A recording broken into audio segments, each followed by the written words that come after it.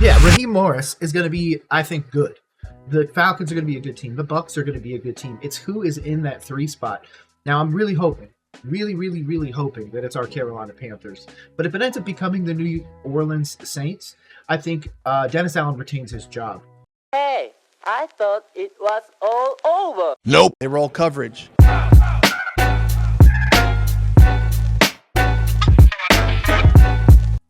Great day of work.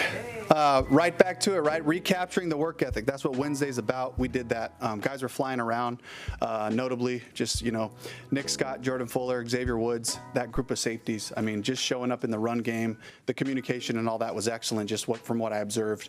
But a really good day of focus on that side. Offensively, we cranked in some good noise, really challenged the guys as far as snap counts concerned, timings of motions, things like that, making sure we got that communication. It was hard. It was really challenging, and this is the day that should be hard. We should challenge them and push them that way. So really good stuff to work off of.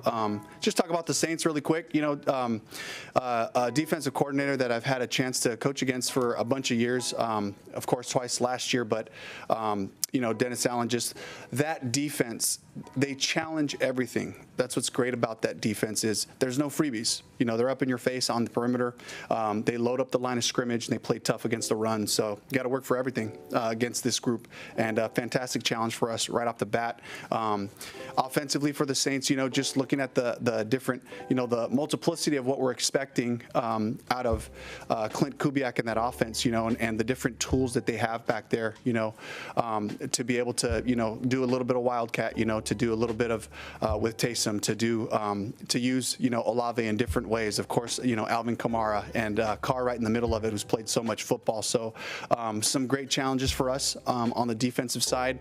So we have a great plan. Felt good about today's work, and I'll open it up for questions. Hey, the one thing I must say is I do appreciate him giving the New Orleans Saints a massive amount of credit, because I do agree. As much as I'm not a big fan of Derrick Carr, and I'm absolutely a Rattler believer, especially with the Saints, I think that the offense could be so dynamic if they just moved on from Carr. Yeah, he's played a lot of games. Man, he's got a ton of yards under his belt, but never really winning at the highest level. And most of his career, obviously, he dealt with some issues being in a Raiders uniform.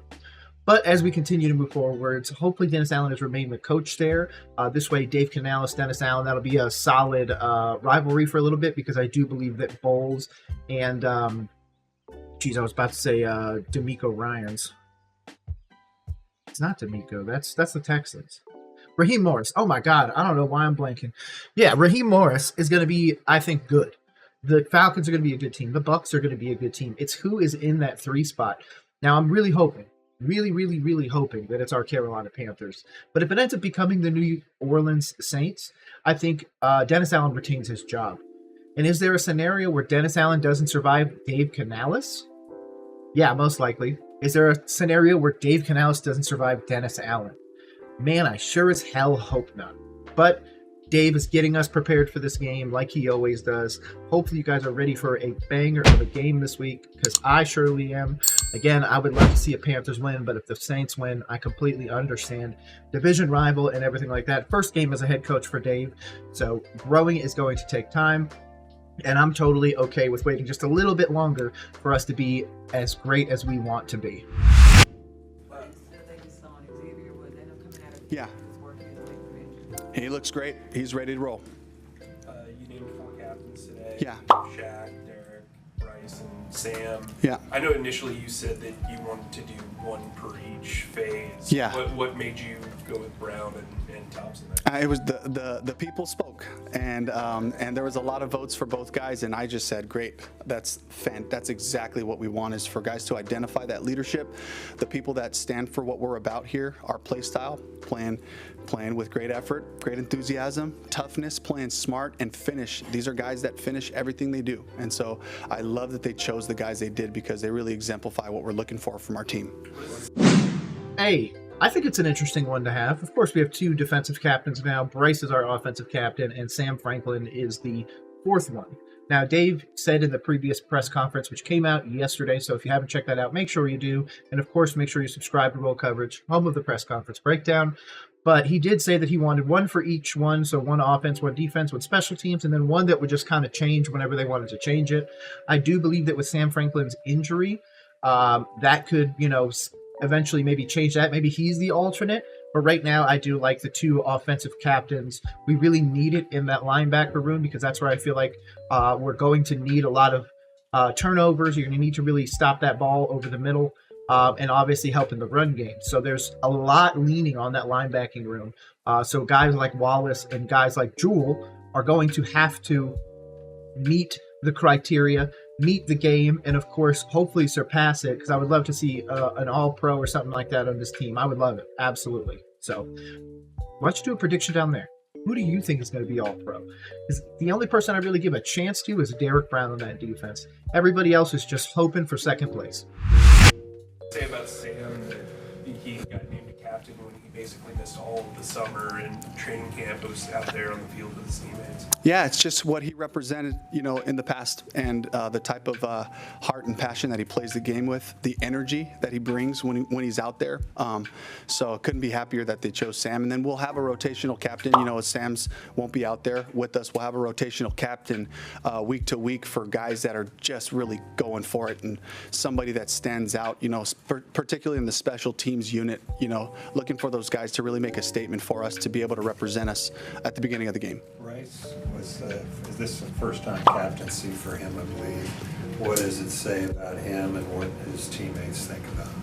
I mean, it was all but unanimous as far as the offensive captain vote for Bryce. And it just talks to his consistency, the way that he comes to work every day, his demeanor, the way that he respects people, talks through things with the skill players, talks to Corbett, as they're getting things, organized up front on the line of scrimmage. And so, that's the guy, that's the guy that you're depending on to have that type of leadership, where he doesn't have to say a lot. You just got to be consistent and be the same guy. He values that. That's near and dear to his heart. And it certainly showed up this camp. Hey, but I think that's actually wrong. Bryce was a team captain in 2023, and I think he was made team captain on 9/6/2023. I'll make sure to put it, boom, right here, so this way you guys can see it. But yeah, this is his second time as team captain, so I don't understand this, he's a first-time team captain, because he's not. And if that's the case, why would we have a brand new quarterback, number one pick, and not make him the team captain? That doesn't make sense to me. Like, is there some kind of disconnect here?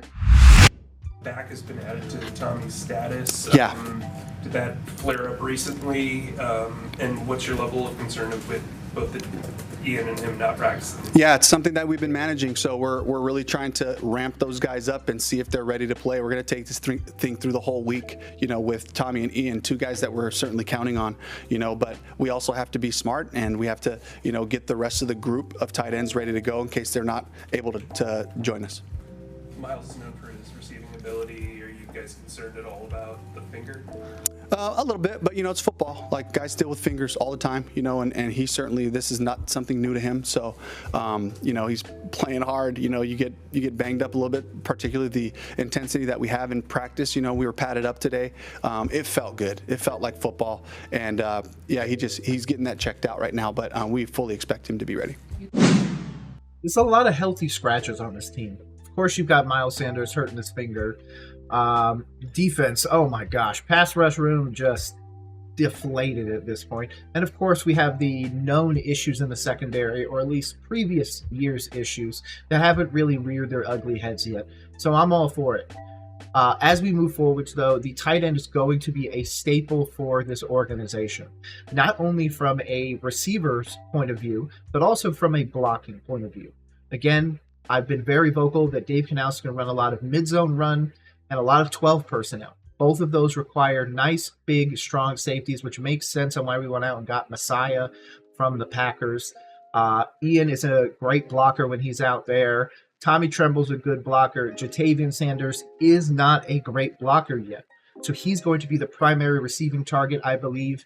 So I would absolutely expect him to probably be north of 450 receiving yards at the end of the year, especially if he ends up being tight end 2 starting game 1. Now, obviously, if Tommy or Ian remain down, then obviously he's his market share is going to just skyrocket. And then, of course, with Jonathan Brooks coming back, Miles Sanders can kind of go to the back burner. And, of course, Jonathan Brooks, maybe week 5 or 6, can actually come out there and affect meaningful change.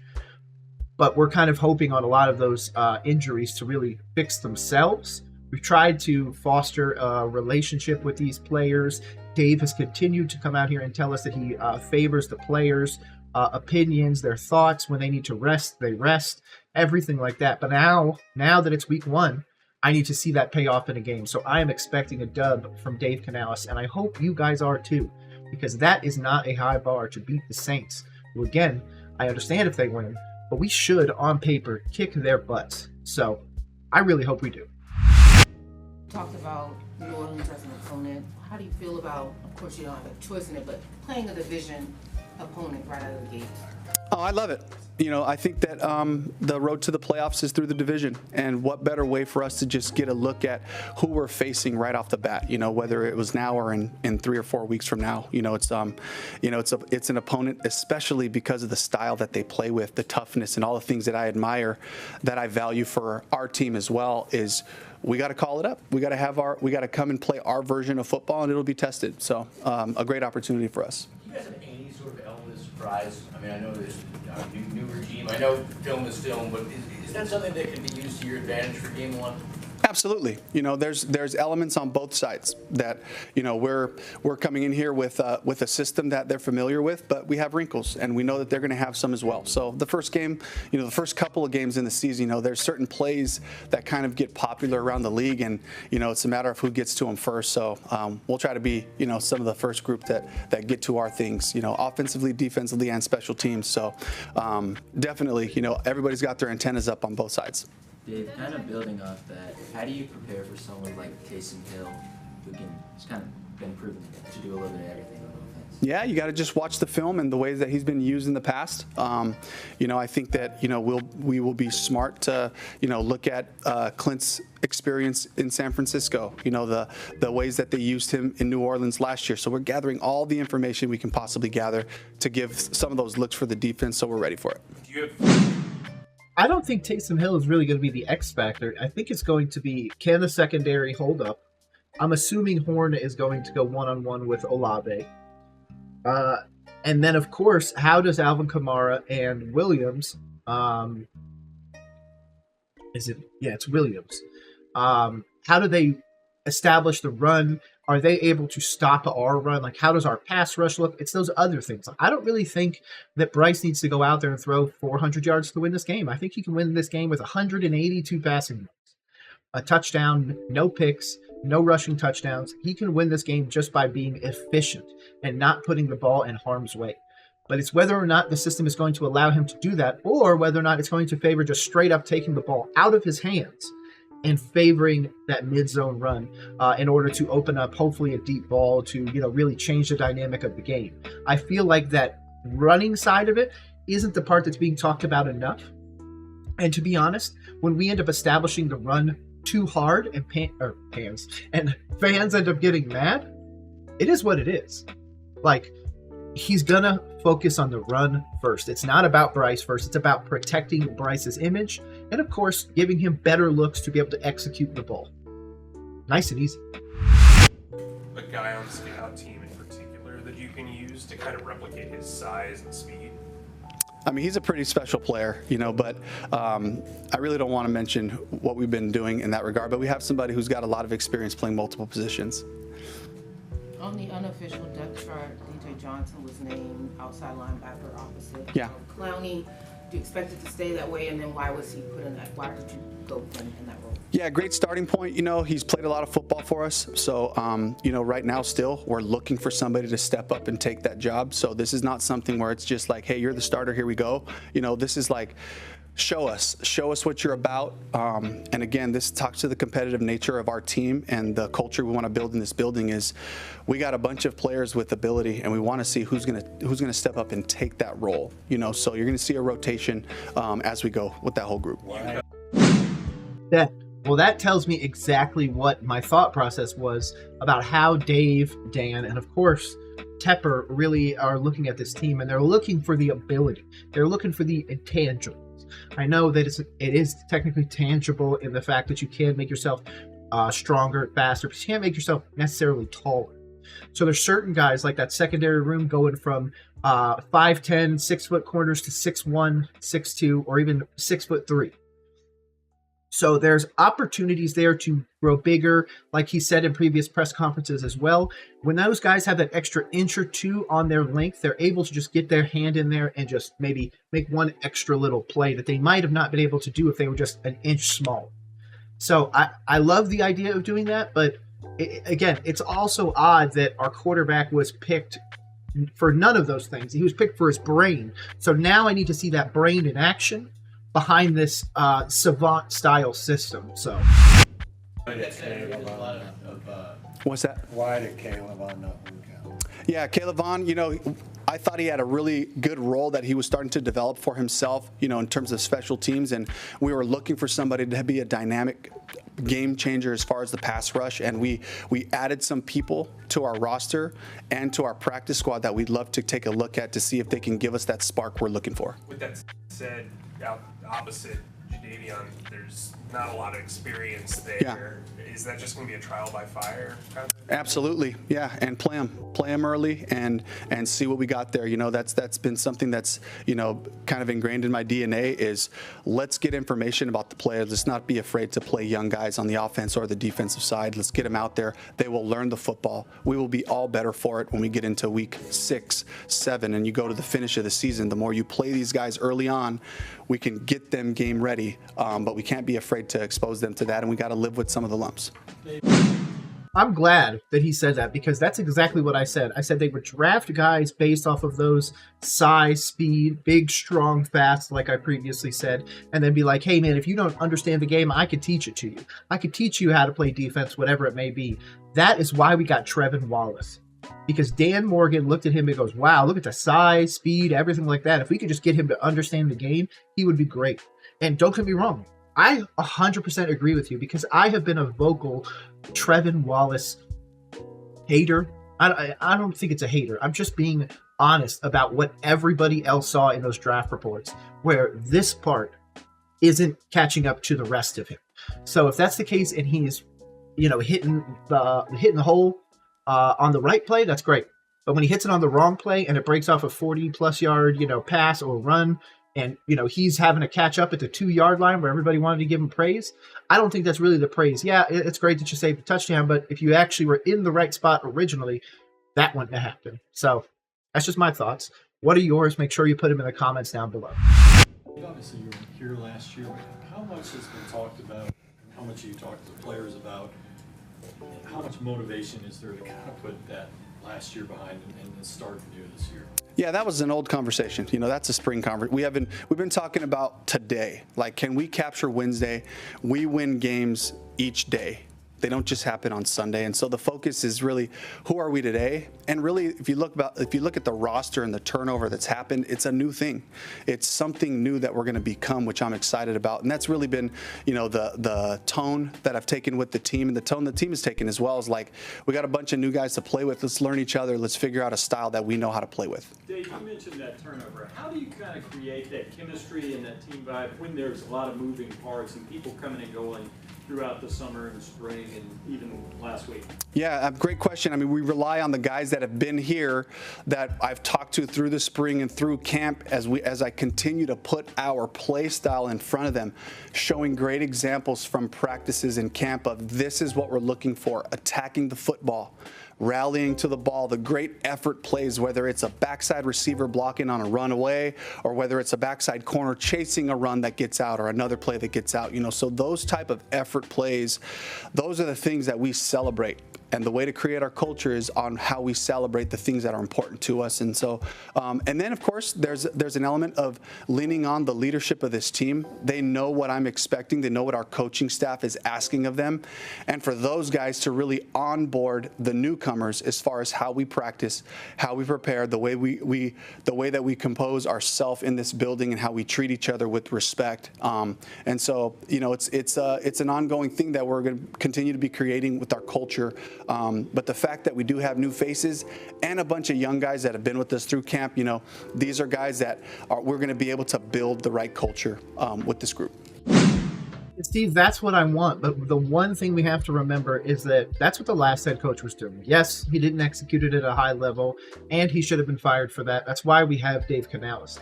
But Dave needs time to build this team. And unfortunately, our owner is Dan Snyder 2.0 in the pudgy little bald guy named David Tepper. Now, obviously, he can stay out of the way and let football people make football decisions. But if he did, we might be in a different situation. So moving forwards, I'm hoping that Dave actually has the ability to exact what he wants, not only on the offensive side, but personnel when it comes to special teams, and of course, giving Ijiro a opportunity to put in amazing installs on the defense to create more opportunities for that defense. Pass rush is going to be a problem, like I've continually said. Secondary is going to be another big problem, in my opinion. We're a linebacker injury away from that being an issue as well. So defense, I'm of course worried. When it comes to the offense, though, we upgraded the offensive line. We've got great running backs, great new tight end with Sanders. And of course, the wide receiver room got upgraded with XL and Mr. Johnson from the Steelers.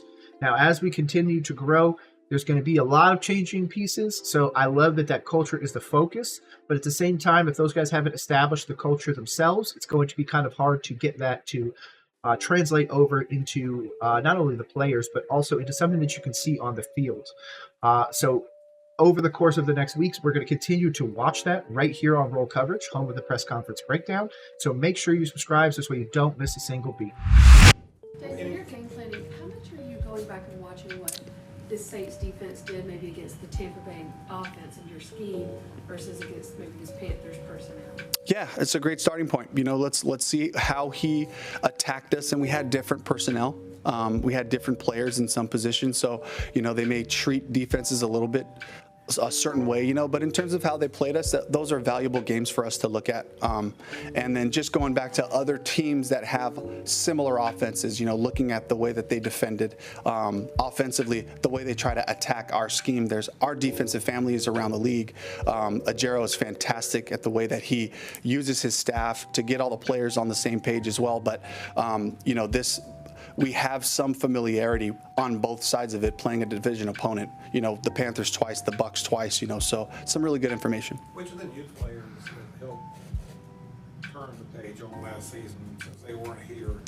And how did they do it? How did they go about it? Sending a message that last year doesn't matter.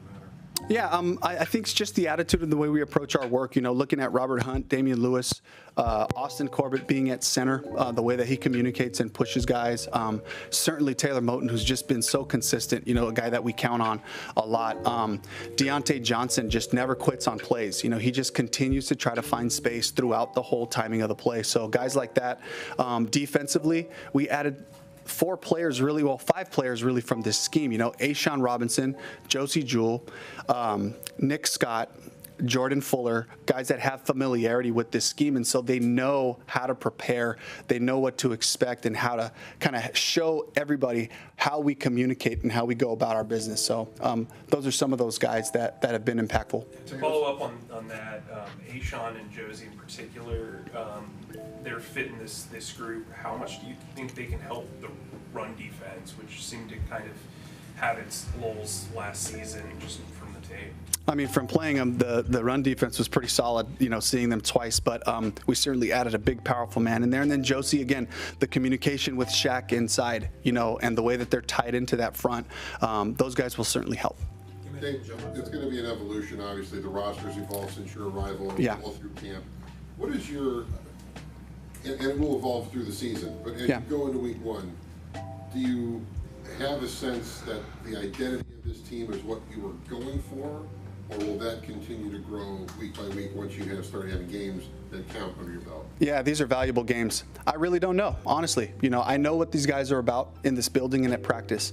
I can't wait to see what we're about during the games and the personality of this team that comes together. And while I get to set the format of what our culture looks like and the type of football we're looking for, they're the ones that make it. They're the ones that make it special. That locker room, those players, in between drives, talking through things, troubleshooting things, coming back, that finish mentality, you know, that's going to come from our guys. And I'm really excited to see who emerges as we start playing real football and things get hard, you know, to see who we can count on. And I think that's more of the question. Yes, we are hoping that somebody in that linebacker room is able to really do something, because one of the issues we had last year is throws over the middle. Now, obviously, with Shaq there, with Josie, and of course with Trevin, if he develops, that could really help us out. But at the same time, I do like how Dave is very much feeding into the players' coach mentality, making sure to give players a ton of praise, so this way they're knowing that the head coach has their back. They know what they need to do. They've had the install for 3+ weeks now. They've had time to ask questions. They've gone through the walkthrough. They're going to do everything right. Now it's just time to go out there and execute. And Dave is just trying to give you a little bit of push, maybe a little bit of extra pump from the heart. But he is behind these players, and that's something that I love seeing as a Carolina Panthers fan. What leadership moments you've seen from him? Who's that?